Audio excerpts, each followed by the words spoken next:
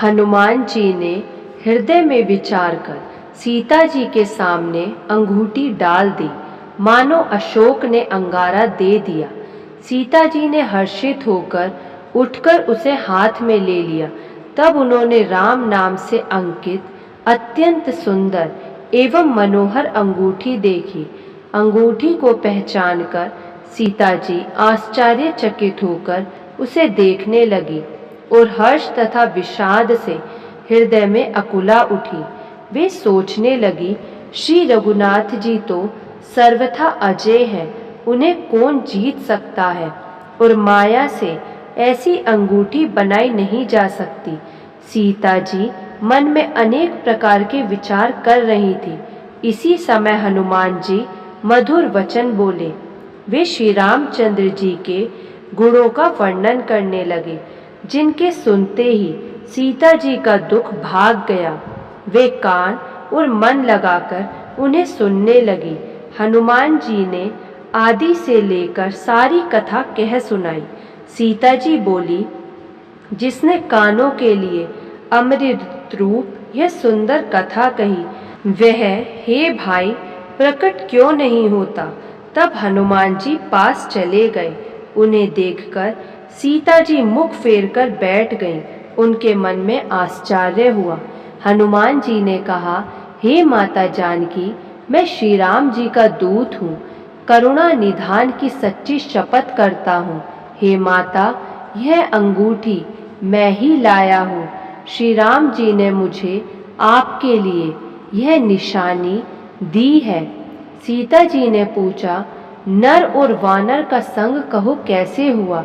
तब हनुमान जी ने जैसे संग हुआ था वह सब कथा कही। हनुमान जी के प्रेम युक्त वचन सुनकर सीता जी के मन में विश्वास उत्पन्न हो गया।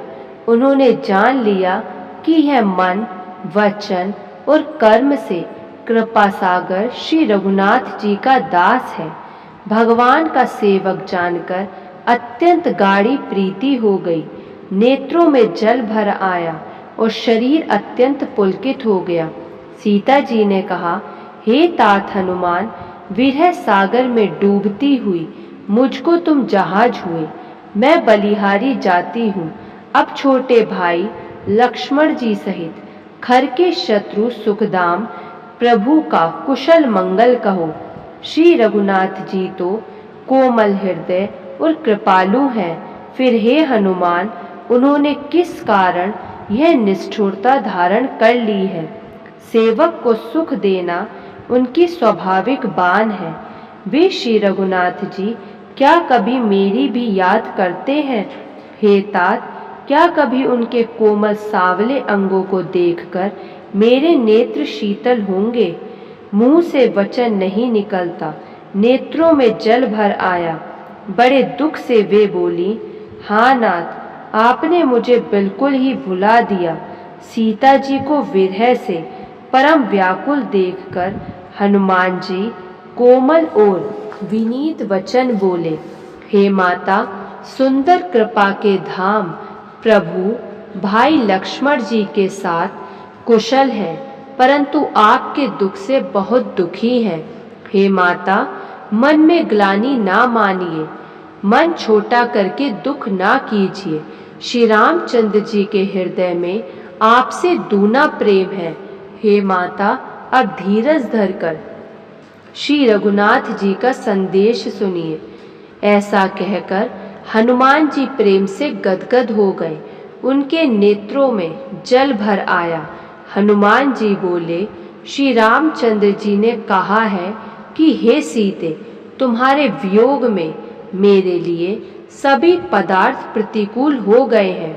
वृक्षों के नए नए कोमल पत्ते मानो अग्नि के समान, रात्रि काल रात्रि के समान, चंद्रमा सूर्य के समान और कमलों के वन भालों के वन के समान हो गए हैं। मेघ मानो खोलता हुआ तेल बरसाते हैं। जो हित करने वाले थे वे ही अब पीड़ा देने लगे हैं। शीतल मंद सुगंध वायु सांप के श्वास के समान हो गई है। मन का दुख कह डालने से भी कुछ घट जाता है, पर कहूँ किससे, यह दुख कोई जानता नहीं। हे प्रिय, मेरे और तेरे प्रेम का रहस्य एक मेरा मन ही जानता है, और वह मन सदा तेरे ही पास रहता है। बस मेरे प्रेम का सार इतने में ही समझ ले। प्रभु का संदेश सुनते ही जानकी जी प्रेम में मगन हो गई। उन्हें शरीर की सुध ना रही। हनुमान जी ने कहा, हे माता, हृदय में धैर्य धारण करो और सेवकों को सुख देने वाले श्री राम जी का स्मरण करो। श्री रघुनाथ जी की प्रभुता को हृदय में लाओ और मेरे वचन सुनकर कायरता छोड़ दो। राक्षसों के समूह पतंगों के समान और श्री रघुनाथ जी के बाण अग्नि के समान है। हे माता, हृदय में धैर्य धारण करो और राक्षसों को जला ही समझो। श्री रामचंद्र जी ने यदि खबर पाई होती तो वे विलंब ना करते। हे जानकी जी, राम बाण रूपी सूर्य के उदय होने पर राक्षसों की सेना रूपी अंधकार कहाँ रह सकता है। हे माता, मैं आपको अभी यहाँ से लिवा जाऊं, पर श्री रामचंद्र जी की शपथ है, मुझे प्रभु की आज्ञा नहीं है। अतः हे माता, कुछ दिन और धीरज धरो। श्री रामचंद्र जी वानरों सहित यहाँ आवेंगे और राक्षसों को मारकर आपको ले जाएंगे। नारद आदि ऋषि मुनि तीनों लोकों में उनका यश गाएंगे। सीता जी ने कहा, हे पुत्र, सब वानर तुम्हारे ही समान नन्हे नन्हे से होंगे। राक्षस तो बड़े बलवान योद्धा हैं। अतः मेरे हृदय में बड़ा भारी संदेह होता है कि तुम जैसे बंदर राक्षसों को कैसे जीतेंगे। यह सुनकर हनुमान जी ने अपना शरीर प्रकट किया। सोने के पर्वत के आकार का शरीर था, जो युद्ध में शत्रुओं के हृदय में भय उत्पन्न करने वाला अत्यंत बलवान और वीर था। तब सीता जी के मन में विश्वास हुआ। हनुमान जी ने फिर छोटा रूप धारण कर लिया। हे माता, सुनो, वानरों में बहुत बल बुद्धि नहीं होती, परंतु प्रभु के प्रताप से बहुत छोटा सर्प भी गरुड़ को खा सकता है। भक्ति, प्रताप, तेज और बल से सनी हुई हनुमान जी की वाणी सुनकर सीता जी के मन में संतोष हुआ। उन्होंने श्री राम जी के प्रिय जानकर हनुमान जी को आशीर्वाद दिया कि हे तात, तुम बल और शील के निधान हो। हे पुत्र, तुम अजर, अमर और गुणों के खजाने हो। श्री रघुनाथ जी तुम पर बहुत कृपा करें, प्रभु कृपा करें। ऐसा कानों से सुनते ही हनुमान जी पूर्ण प्रेम में मगन हो गए। हनुमान जी ने बार बार सीता जी के चरणों में सिर नवाया और फिर हाथ जोड़कर कहा, हे माता, अब मैं कृतार्थ हो गया। आपका आशीर्वाद अचूक है, यह बात प्रसिद्ध है। हे माता, सुनो, सुंदर फल वाले वृक्षों को देखकर मुझे बड़ी ही भूख लग आई है। सीता जी ने कहा, हे बेटा, सुनो, बड़े भारी योद्धा राक्षस इस वन की रखवाली करते हैं। हनुमान जी ने कहा, हे माता, यदि आप मन में सुख माने तो मुझे उनका भय तो बिल्कुल नहीं है। हनुमान जी को बुद्धि और बल में निपुण देखकर जानकी जी ने कहा, जाओ हे तात, श्री रघुनाथ जी के चरणों को हृदय में धारण करके मीठे फल खाओ। वे सीता जी को सिर नवाकर चले और बाग में घुस गए। फल खाए और वृक्षों को तोड़ने लगे। वहां बहुत से योद्धा रखवाले थे। उनमें से कुछ को मार डाला और कुछ ने जाकर रावण से पुकार की और कहा, हे नाथ, एक बड़ा भारी बंदर आया है। उसने अशोक वाटिका उजाड़ डाली, फल खाए, वृक्षों को उखाड़ डाला और रखवालों को मसल मसल कर जमीन पर डाल दिया। यह सुनकर रावण ने बहुत से योद्धा भेजे। उन्हें देखकर हनुमान जी ने गर्जना की। हनुमान जी ने सब राक्षसों को मार डाला। कुछ जो अधमरे थे चिल्लाते हुए गए। फिर रावण ने अक्षय कुमार को भेजा। वह असंख्य श्रेष्ठ योद्धाओं को साथ लेकर चला। उसे आते देखकर हनुमान जी ने एक वृक्ष लेकर ललकारा और उसे मारकर बड़े जोर से गर्जना की। उन्होंने सेना में कुछ को मार डाला और कुछ को मसल डाला और कुछ को पकड़ पकड़ कर धूल में मिला दिया। कुछ ने फिर जाकर पुकार की कि हे प्रभु, बंदर बहुत ही बलवान है।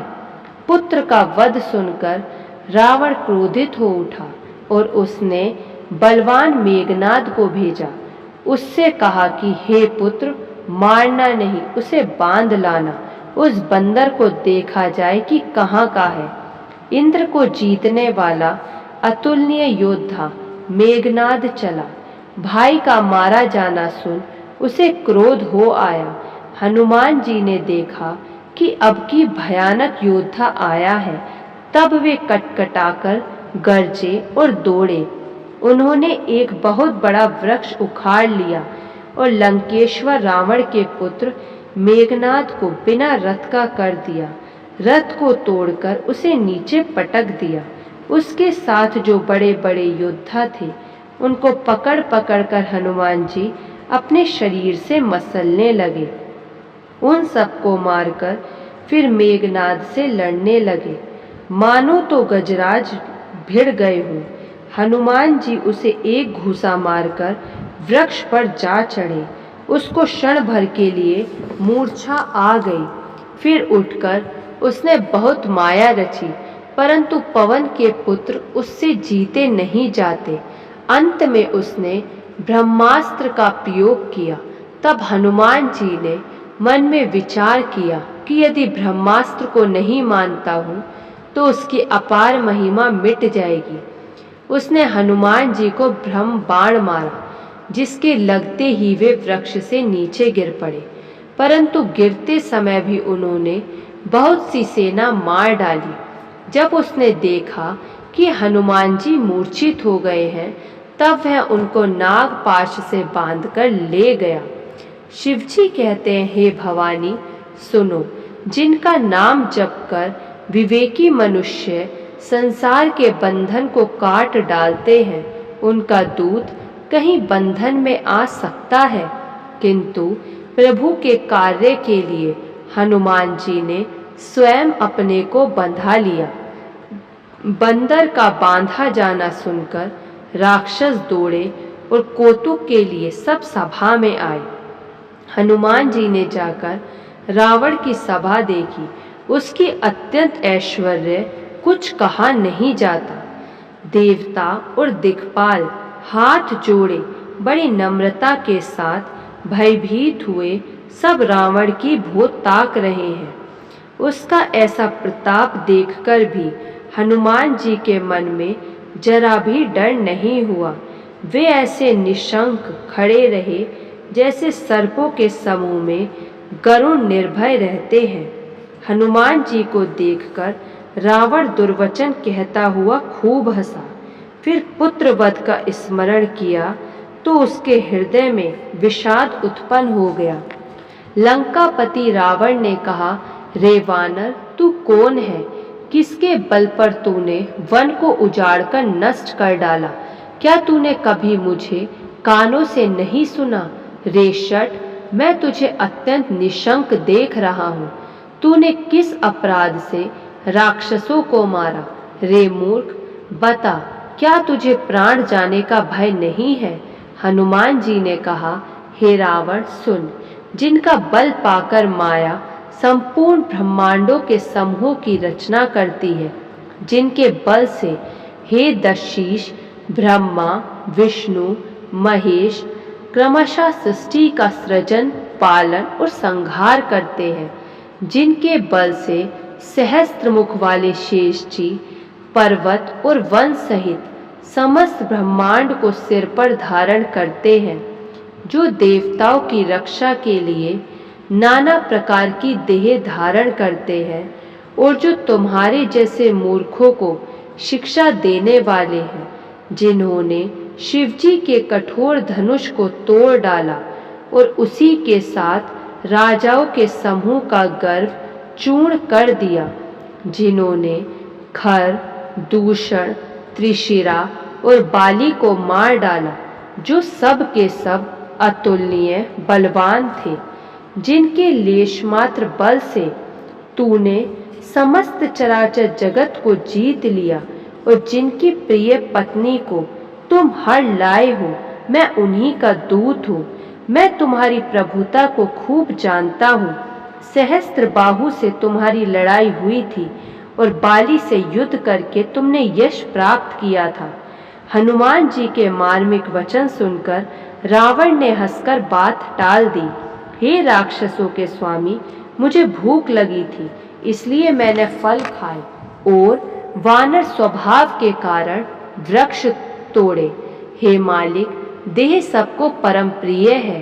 कुमार्ग पर चलने वाले राक्षस जब मुझे मारने लगे, तब जिन्होंने मुझे मारा उनको मैंने भी मारा। उस पर तुम्हारे पुत्र ने मुझको बांध लिया, किंतु मुझे अपने बांधे जाने की कुछ भी लज्जा नहीं है। मैं तो अपने प्रभु का कार्य किया चाहता हूँ। हे रावण, मैं हाथ जोड़कर तुमसे विनती करता हूँ, तुम अभिमान छोड़कर मेरी सीख सुनो। तुम अपने पवित्र कुल का विचार करके देखो और भ्रम को छोड़कर भक्त भयहारी भगवान को भजो, जो देवता, राक्षस और समस्त चराचर को खा जाता है। वह काल भी जिनके डर से अत्यंत डरता है, उनसे कदापि वैर ना करो और मेरे कहने से जानकी जी को दे दो। खर के शत्रु श्री रघुनाथ जी शरणागतों के रक्षक और दया के समुद्र हैं। शरण जाने पर प्रभु तुम्हारा अपराध भुलाकर तुम्हें अपनी शरण में रख लेंगे। तुम श्री राम जी के चरण कमलों को हृदय में धारण करो और लंका का अचल राज्य करो। ऋषि पुलस्त्य जी का यश निर्मल चंद्रमा के समान है। उस चंद्रमा में तुम कलंक ना बनो। राम नाम के बिना वाणी शोभा नहीं पाती। मद मोह को छोड़ विचार कर देखो। हे देवताओं के शत्रु, सब गहनों से सजी हुई सुंदर स्त्री भी कपड़ों के बिना शोभा नहीं पाती। राम विमुख पुरुष की संपत्ति और प्रभुता रही हुई भी चली जाती है और उसका पाना ना पाने के समान है। जिन नदियों के मूल में कोई जल स्रोत नहीं है, वे वर्षा बीत जाने पर फिर तुरंत ही सूख जाती है। हे रावण, सुनो, मैं प्रतिज्ञा करके कहता हूँ कि राम विमुख की रक्षा करने वाला कोई भी नहीं है।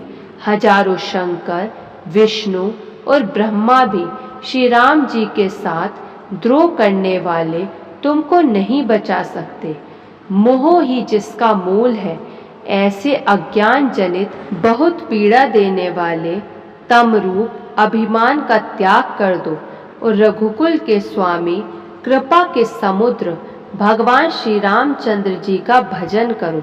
यद्यपि हनुमान जी ने भक्ति, ज्ञान, वैराग्य और नीति से सनी हुई बहुत ही हित की वाणी कही, तो भी वह महान अभिमानी रावण बहुत हंसकर बोला कि हमें यह बंदर बड़ा ज्ञानी गुरु मिला। रे दुष्ट, तेरी मृत्यु निकट आ गई है। अधम मुझे शिक्षा देने चला है।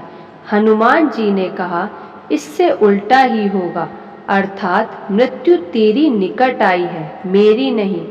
यह तेरा बुद्धि का फेर है, मैंने प्रत्यक्ष जान लिया है। हनुमान जी के वचन सुनकर वह बहुत ही कुपित हो गया और बोला, अरे इस मूर्ख का प्राण शीघ्र ही क्यों नहीं हर लेते। सुनते ही राक्षस उन्हें मारने दौड़े। उसी समय मंत्रियों के साथ विभीषण जी वहां आ पहुँचे। उन्होंने सिर नवाकर और बहुत विनय करके रावण से कहा कि दूत को मारना नहीं चाहिए, यह नीति के विरुद्ध है। हे गोसाई, कोई दूसरा दंड दिया जाए। सबने कहा, भाई यह सलाह उत्तम है। यह सुनते ही रावण हंसकर बोला, अच्छा तो बंदर को अंग भंग करके लौटा दिया जाए। मैं सबको समझाकर कहता हूँ कि बंदर की ममता पूंछ पर होती है, अतः तेल में कपड़ा डुबोकर उसे इसकी पूंछ में बांधकर फिर आग लगा दो। जब बिना पूंछ का यह बंदर अपने स्वामी के पास जाएगा, तब यह मूर्ख अपने मालिक को साथ ले आएगा, जिनकी इसने बहुत बड़ाई की है। मैं जरा उनकी सामर्थ्य तो देखूं। यह वचन सुनते ही हनुमान जी मन में मुस्कुराए और मन ही मन बोले कि मैं जान गया, इससे ऐसी बुद्धि देने में सहायक हुई है। रावण के वचन सुनकर मूर्ख राक्षस वही तैयारी करने लगे। नगर में कपड़ा, घी और तेल नहीं रह गया। हनुमान जी ने ऐसा खेल किया कि पूंछ बढ़ गई। नगरवासी लोग तमाशा देखने लगे। वे हनुमान जी को पैर से ठोकर मारते हैं और उनकी बहुत हंसी करते हैं। ढोल बजते हैं, सब लोग तालियां पीटते हैं। हनुमान जी को नगर में फिराकर फिर पूंछ में आग लगा दी।